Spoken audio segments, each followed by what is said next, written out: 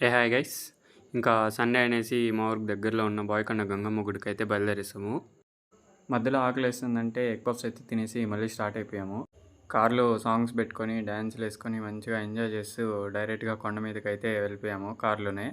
కారైతే పక్కన పార్క్ చేసేసి కోనేరు దగ్గరికైతే వెళ్ళేసి కాళ్ళు చేతులైతే కడుక్కొని నేరుగా గుడిలోకైతే వెళ్ళిపోయాము. గుడిలోకైతే ఫోన్స్ అలో లేదు కాబట్టి వీడియోస్ అయితే రికార్డ్ చేయలేదు.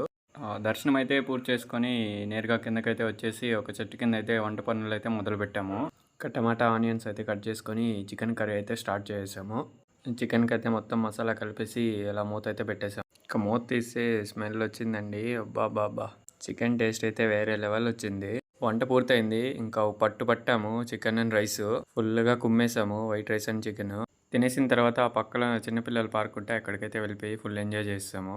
పార్క్‌లో ఎంజాయ్‌మెంట్ అంతా ఇంకో వీడియోలో అయితే షేర్ చేస్తాను. కొత్త వాళ్ళు ఎవరైనా చూస్తుంటే లైక్, షేర్ అండ్ సబ్స్క్రైబ్.